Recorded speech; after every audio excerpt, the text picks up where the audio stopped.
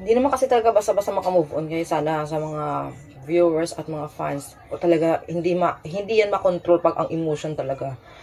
Masyadong maging emotional talaga siya. So, well, asahan talaga din natin na pagdating siguro ng concert natin, may ganun talagang sentimental talaga ba. So, hindi natin makontrol yun, guys. Sa totoo lang, kahit ano pa yung control natin, lalabas kusa kasi yan. Yung ganung feelings, lalo na syempre, bago pa lang, nawala ang si Idol Mercy. So, diba, narinig nyo pa rin, nababanggit pa rin ni Idol Juliet yung pangalan niya na, come on, Mercy. Parang, syempre, ganun kasi, diba, sila sa mga concert nila, sa mga gig nila.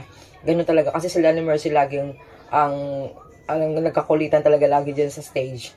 Yung palagi niyang inaano si Mercy, yung pangalan ni Mercy, something like that. So, hindi natin maiwasan yun eh. Nakakaano talaga, no? Na sobrang sad talaga sa nangyari. Pero, laban lang, Idol Juliet, ha? Andito pa rin kami sa suporta sa'yo. Mga fans mo ng Aegis, marami nagmamahal sa'yo.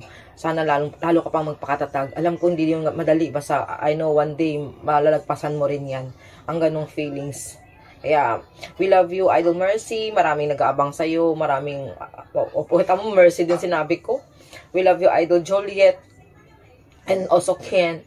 Alam kong kayang-kaya nyo yan. Grabe, tinan nyo nga, oh. Kahit ako, hindi ko nga iniisip. Mercy pa, and Mercy din na nabanggit ko na instead of Juliet and Ken.